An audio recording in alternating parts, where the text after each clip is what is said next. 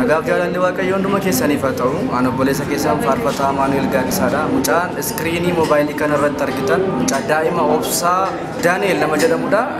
Alatee jajjaffaa irratti dhukkuba alaarijjikiidhaan qaama isaa guutummaa guutuutti rakkisaa ture. Mana yaalaa akkasumas kiliinikoota baay'ee deemee furmaata argachuu hin dandeenye.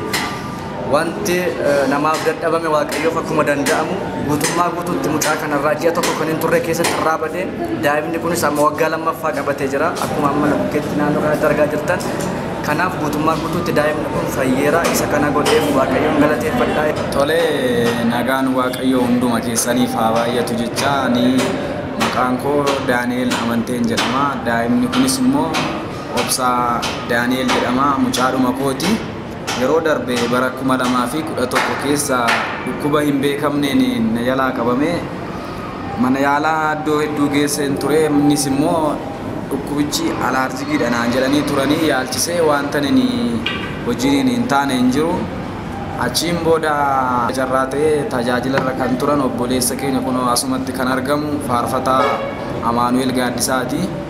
Namni hin beekne hin jiru. Isaantu irraa harkarra kaa'ee naaf kadhachaa ture. Suurri isaa akkuma kunoo amma agartan kana ture kan inni dhukkubsachaa ture.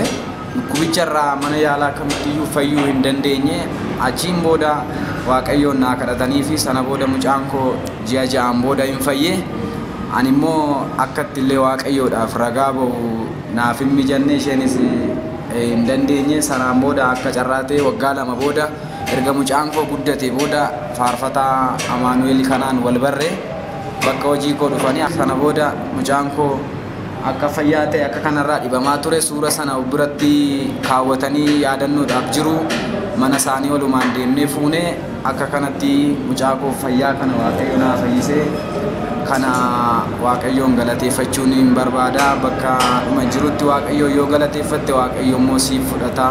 Naaf galateeffadhaa jechuun barbaada. Obboloota koo wanti namaaf dadhabame waaqayyoof hin danda'ama. Sa'aatii ammaa onlaayinii kanarra jirtanii akkasumas ilaalaa kan jirtan biyyoota garaagaraa baadiyyaaf magaalarra kan jirtan humna dhiiga Yesuus Kiristoosiin sa'aatii ammaa jalqabe balballi isin irratti cufame yoo jiraate akkasumas hojiin keessan kallattii adda addaatiin milkaa'uu kan dide maqaa gooftaa Yesuus Kiristoosiin sa'aatii ammaa jalqabe milkaa'uun guddaan isin argatu.